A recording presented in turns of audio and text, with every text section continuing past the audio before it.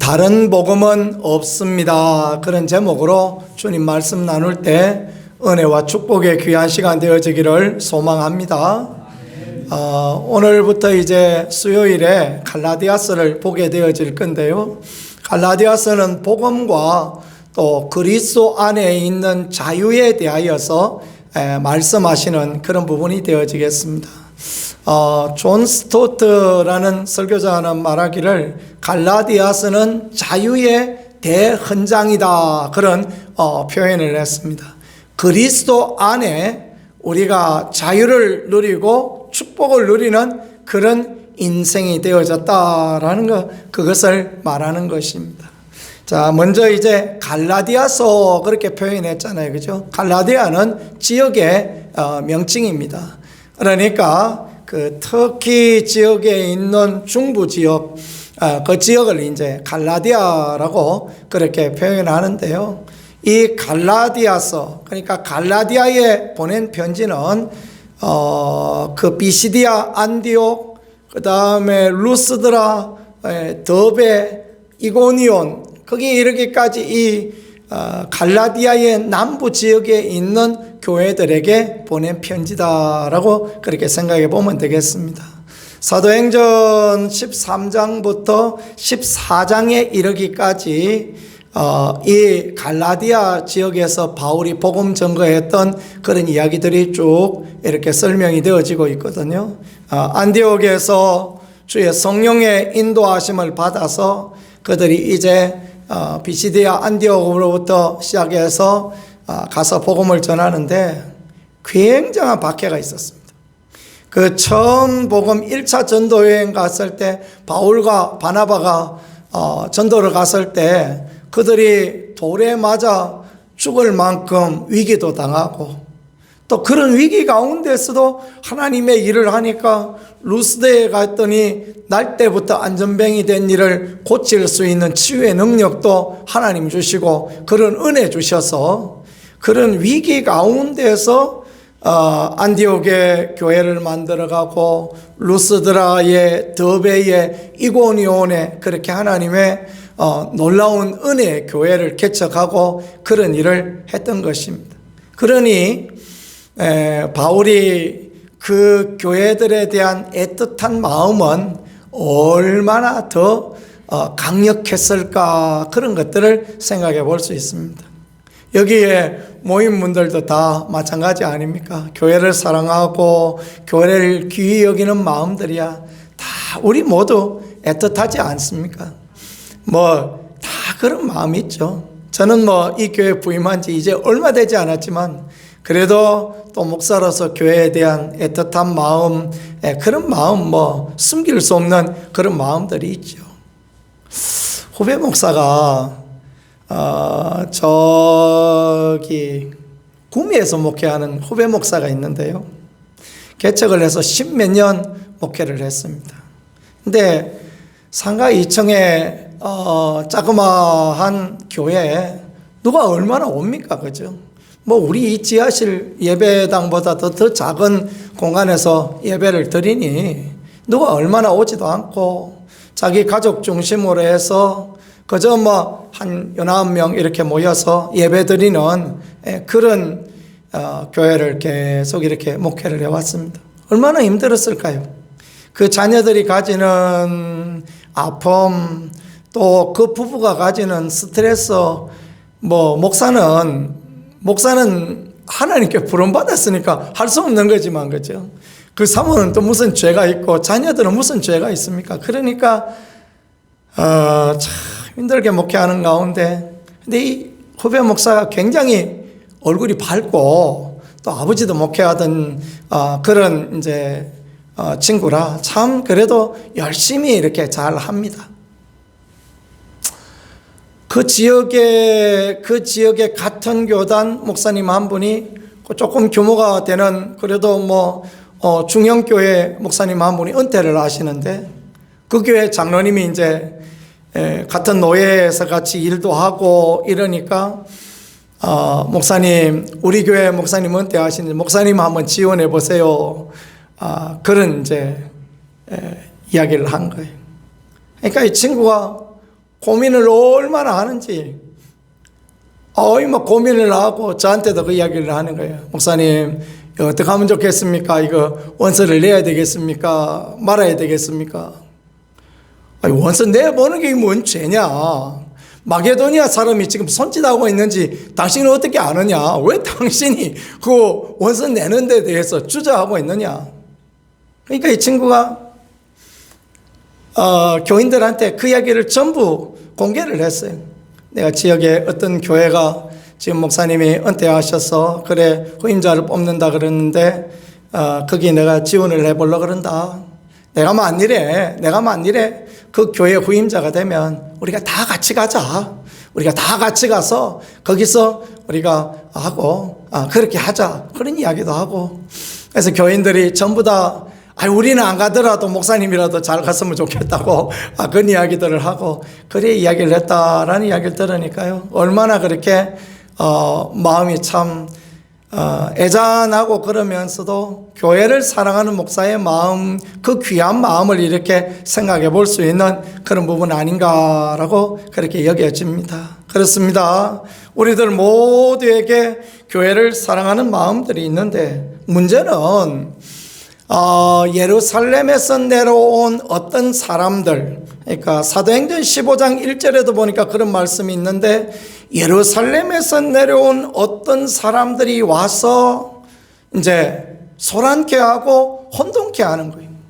바울이 생명의 복음, 은혜의 복음, 믿음의 복음을 선포하고 교회를 세웠는데 그 사람들이 와서 거기에 구원받는 것이 하나님 앞에 천국 가는 것이 믿음으로만 아니다. 이런 걸 가르치는 것입니다. 이게 이제 잘못된 가르침이죠. 그죠? 그래서 뭘 가르치냐면 할례도 받아야 된다. 이게 여러분 할례를 받아야 된다라는 거하고 침례를 받아야 된다는 거하고는 비슷한 것 같지만 다른 고백입니다. 침례는 믿음의 고백으로 받는 거예요. 말하자면 침례는 결혼식하고 똑같은 것입니다. 내가 예수님을 믿고 예수님을 섬기며 평생 살겠습니다. 사람들 물로 모아놓고 이렇게 믿음의 고백을 하나님 앞에 드리는 게 그게 침례입니다.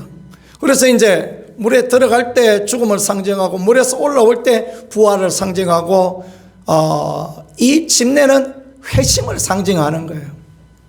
할례는 뭐냐 하면 나는 아브라함의 자손이다. 나는 선택받은 하나님의 백성이다. 그걸 이제 드러내려고 할례를 받는 것입니다. 할례라는 것이 결국은 올무가 되어질 수밖에 없는 것이 이 갈라디아의 교인들은 어려서 예수님을 믿은 게 아니잖아요. 어려서 하나님을 섬긴 게 아니단 말이에요. 중간에 하나님을 섬겼단 말이에요. 할례는 원래 언제 하느냐 하면 난지 8일 만에 합니다. 그 두려움을 모를 때 그때 또 과학적으로 볼 때도 그때가 제일 안전하대요. 그래서 하나님께서 그렇게 하나님의 백성으로 정표를 내려고 이제 할례를 받았는데 할례는 육신의 표시가 되어지는 거 아닙니까? 그죠? 그런 의미에서 이제 침례하고는 다른데 이 사람들이 와서 할례를 받아야 된다. 그리고 율법을 지켜야 된다. 하라와 하지 말라의 613개 조항의 율법을 다 지켜야만 구원받는다. 그러면 구약의 유대교하고 다른 게 무엇입니까? 유대교의 613가지 율법과 그 다음에 할례, 거기다가 플러스 예수 그리스도의 십자가. 이러면 이제 믿음이 자유가 안 되어지고 억압이 되어지고 어려움이 되어지는 거예요. 바울은 성령의 감동을 따라서 복음을 전했습니다. 오직 믿음에 의한 복음, 이신칭이다 그런 말을 하죠.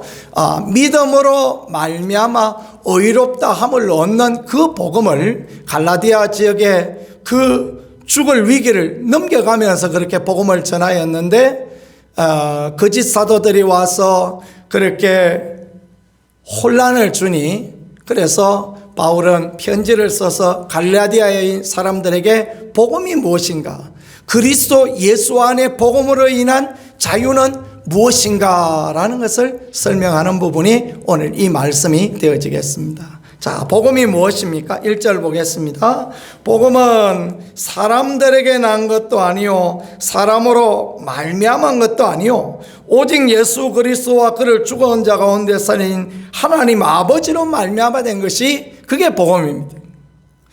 사실은 바울 자신이 사도다라는 것을 설명하기 위하여서 이 말씀을 썼는데, 바울이 왜 자기가 사도다라는 것을 이야기하느냐 하면 복음 때문에 그런 거예요. 이 복음의 진리가, 올바른 복음의 진리가 잘못된 것으로 희석되어져 가고 바울은 사도가 아니다. 그러니까 바울은 사람들에게 난 것도 아니고 사람으로 말미암은 것도 아니다. 사람들에게 어떤 라이센스를 받은 것도 아니고 면허증을 받은 것도 아니고 사람에게 안수받은 것도 아니고 오직 예수 그리스도와 그를 죽은 자 가운데 살리신 하나님 아버지로 말미암아 사도되었다, 이렇게 표현하고 있지 않습니까? 그래요.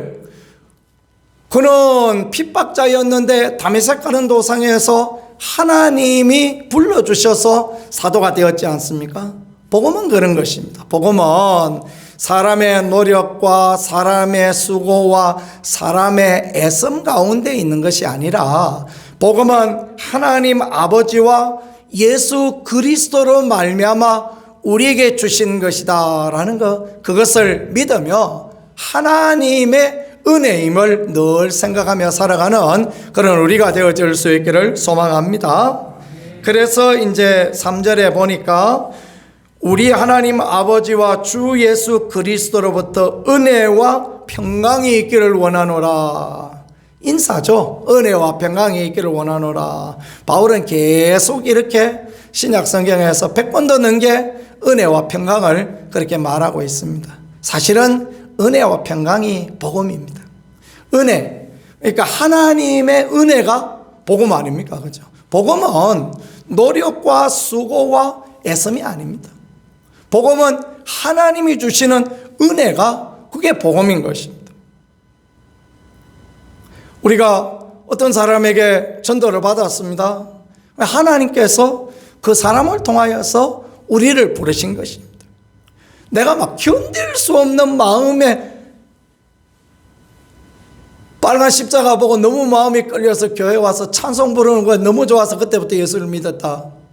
하나님이 그렇게 이끌어 주신 것입니다.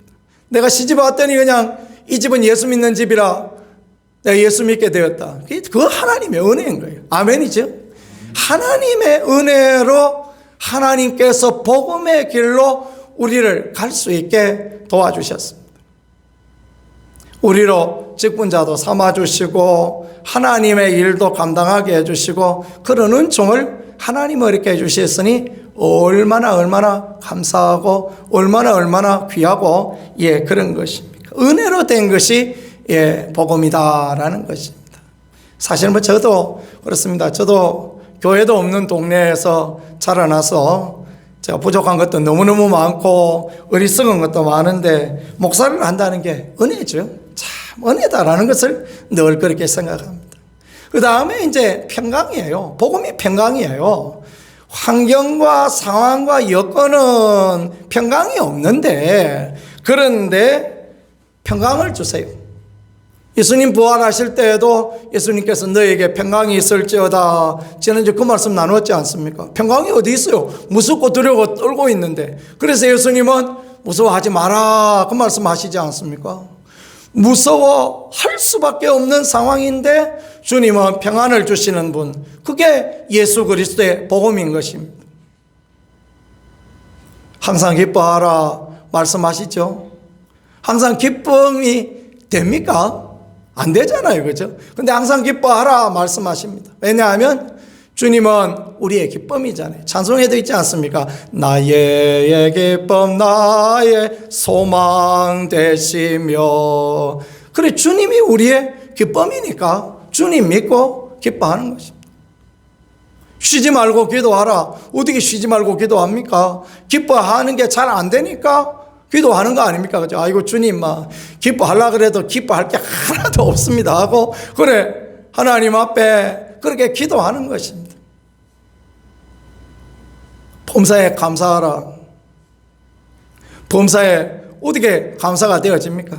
하나님 아실 걸 기대하고, 하나님 도우실 걸 기대하고, 그러면서 그냥 감사로 하나님 앞에 나가는 것입니다. 그러면 하나님의 평강이 우리를 지켜주시고, 또 이게 하나님의 뜻이다라고 그렇게 말씀하지 않습니까? 우리 가운데 하나님이 주시는 은혜와 하나님이 주시는 평강이 있는가를 늘 돌이켜보면서 복음 안에 든든히 설 수 있는 저와 여러분이 될 수 있기를 간절히 소망합니다. 모든 여건 가운데에서도 늘 믿음으로 살아가는 우리가 되어질 수 있기를 간절히 소망합니다. 4절에 보니까 그리스도께서 하나님 곧 우리 아버지의 뜻을 따라 이 악한 세대에서 우리를 건지시려고 우리 죄를 대속하기 위하여 자기 몸을 주셨으니, 복음은 예수 그리스도의 십자가가 복음이다라는 걸 가르쳐 주십니다. 이 악한 세대, 소돔과 고모라 같은 세대, 노아의 때와 같은 이 세대, 그래서 목회자에 대한 신뢰도를 조사해 봤더니 20몇 %밖에 목사를 신뢰 안 한다, 그런 이야기를 합니다. 교인들도 목사 신뢰 안 하는 사람들도 되게 많은 것 같다라는 생각을 문득 그렇게 해보았습니다. 이 악한 세대, 목사들도 이 악한 세대 본받아서 사니까 그런 모양이 아닐까라는 걸 생각해 보면 얼마나 마음이 아프고 그런지 모르겠습니다. 복음이 무엇입니까? 이 악한 세대 가운데에서 우리를 구하시려고 예수 그리스도께서 십자가 지셔서 우리가 영생의 길을, 영광의 길, 은혜의 길을 가게 되었다. 이게 복음이다라는 것입니다. 그 다음에 5절은 보니까 영광이 그에게 세세토록 있을지어다. 그래요. 복음은 영광을 하나님 앞에 올려드리는 것입니다. 우리가 늘 하나님의 하실 것과 하나님의 도우실 것, 은총을 보며 그렇게 살아가는 이 복음의 삶이야말로 하나님 앞에 얼마나 아름답고 복된 그런 부분인지요. 6절에는 말합니다. 그리스도의 은혜로 너희를 부르신 이를 이같이 속히 떠나 복음을 떠나 다른 복음 따르는 것을 내가 이상히 여기노라. 다른 복음이 있대요. 다른 복음이 뭐냐 하면 육신을 따라 율법도 지키고 할례도 받고 그래야 구원받는다. 이게 다른 복음입니다. 왜 다른 복음에 이끌립니까? 사람은 누구나 뭘 좀 해야 뭔가 좀 하는 것 같고 그렇지 않습니까? 그래야 천국 갈 것 같고 그래야 내놓을 거 있는 것 같고 항상 그 생각을 하는 거예요. 뭘 좀 해서 되는 것이 아니라 예수 그리스도의 십자가를 전적으로 믿고 예수님을 내 주인으로 영접하고 그분의 성령의 인도를 따라 살아가는 게 그게 복음의 길이고 영생의 길인데, 우리는 좀 애쓰고 수고하고 노력하고 그래야 되는 거다 이렇게 생각합니다. 천주교는 철저히 그런 행위 중심의 복음을 가르칩니다. 그러니까 천주교 마당에는 가보면요, 언제나 차가 늘 일주일 내내 꽉꽉 차 있습니다. 제가 대전서도 보니까요, 우리 전민동에 코아 있는 앞에 이제 성당이 있는데 그 성당 주차장에는 항상 꽉꽉 찹니다. 왜냐하면 날마다 봉사해야 돼요. 날마다 뭐라도 해야 됩니다. 뭐라도 가서 교회 가서 뭐라도 하고 그래야 마음이 뿌듯하고 행복하고 즐겁고 그래야 구원받을 것 같고 무슨 여호와 증인의 논리하고 똑같습니다. 여호와 증인의 논리나 또는 몰몬교의 논리나 당신이 가서 누구에게 몇 명 전하느냐에 따라서 당신이 14만 4천에 들어갈 수도 있고 안 들어갈 수도 있다. 그런 논리로 가르치니 그러니 죽자고 머리가 터지도록 가서 뭘 해야 되는 것입니다. 복음은 그게 아니고 하나님 은혜에 집중하는 것입니다. 그렇다고 해서 복음은 아무것도 안 하는 것이다. 아닙니다. 복음은 성령의 인도를 따라서, 하나님의 인도를 따라서, 그러니까 율법대로 하는 것, 이래야 된다 하기 때문에 하는 것이 아니라 마음의 감동을 따라, 기쁨을 따라 내가 마땅히 해야 될 일이기 때문에 감당하는 것, 이게 복음이고, 그 길 끝에는 내가 주님을 만나는 은혜와 축복이 있는 것, 그게 복음인데, 다른 복음을, 예루살렘에서 온 그 거짓 사도들이 다른 복음을 가르치고 있으니 바울이 막 성질이 난 것입니다. 성질이 날 수밖에 없죠. 그죠? 복음을 찍어 먹듯이 알아먹듯이 그래 매맞아 가면서 그렇게 가르쳐 놨는데, 사람 생각이 이거 그래도 뭐 좀 해야지, 그래도 뭘 해야 되지, 그 생각이 자꾸 드는 거예요. 이게 감동을 따라가는 게 아니라, 이게 율법을 따라, 이게 할례를 따라 그렇게 하는 거니까 이게 잘못되어진 것입니다. 그죠? 그러니까 우리가 신앙생활 할 때 의무감으로 할 것이 아니라 성령의 인도를 따라서, 하나님의 감동을 따라서, 말씀을 따라 하는 것, 그게 귀한 것입니다. 7절입니다. 다른 복음은 없나니 다만 어떤 사람들이 너희를 교란하여 그리스도의 복음을 변하게 하려 함이라 그랬습니다. 교란한다, 막 혼란시킨다 라는 그런 말이죠. 그 교란하고 혼란시키는 것, 이게 마귀에 하는 짓이죠. 그래서 우리가 올바른 믿음의 길, 올바른 축복의 길, 성령의 인도를 따라가는 그 길을 가지 못하도록 하는 게 다른 복음이다라는 것입니다. 바울은 이런 다른 복음을 전하면 하늘로 온 천사라도, 또 우리가 너에게 전한 복음에 다른 복음을 전하면 저주를 받을지어다. 여기 저주받는다라는 것은 폭삭 망한다라는 그런 이야기입니다. 그러니까 소돔 고모라처럼 아말렉이 진멸당할 일처럼 그 진멸이란 단어하고 같은 단어가 여기 써진 것입니다. 다른 복음 전하다가 그렇게 완전히 멸망당한다라고 말했습니다. 다른 복음 받으면 저주를 받는다 말하기도 하고요. 그리고 10절에 내가 사람들에게 좋게 하랴 하나님께 좋게 하랴. 결국은 복음은 무엇인가 하니까 하나님을 좋게 하고 하나님의 말씀을 따라가고 하나님을 기뻐시게 하는, 그게 복음이다라는 것입니다. 왜 예루살렘에서 내려온 유대 출신의 율법주의적 그리스도인 교사들은 거기들이 와서 율법을 가르치고, 왜 그들에게 할례를 이방인들한테 와서, 이 갈라디아에 사는 사람 다 이방인들이거든요. 이 이방인들한테 왜 그 이야기를 하느냐? 자기들의 우월함을 드러내려는 거예요. 자기는 선민으로서 우월하다. 내가 먼저 할례 받은 사람으로서 우월하다. 니들도 할례가 한번 받아봐라. 얼마나 아프고 얼마나 힘드냐. 그런 거 드러내고요. 그리고 율법 지켜야 된다. 그래서 율법의 요구사항을 통하여서 자기들이 무슨 유익을 얻기 위함이 그들에게 있었다라는 것입니다. 바울은 어떻게 했습니까? 전도여행을 하는 내내 텐트 메이커 하면서 그렇게 성도를 살리고 복음을 전하고, 어찌됐든 간에 복음에 장애가 없이 하려고 그런 귀한 마음으로 모든 일을 감당했지 않습니까? 그렇습니다. 성령의 사람은 그렇습니다. 성령의 사람은 그런데 이 육신의 사람들은 다른 복음을 전하여서 자신의 유익을 추구하려고 했으니, 그래서 바울은 사람을 좋게 하랴 하나님께 좋게 하랴라고 그런 말로 마무리하고 있는 것입니다. 우리가 혹시 복음을 떠나 다른 복음을 쫓아가고 있는 그런 부분 없는가라는 것을 한번 생각해 보았으면 좋겠습니다.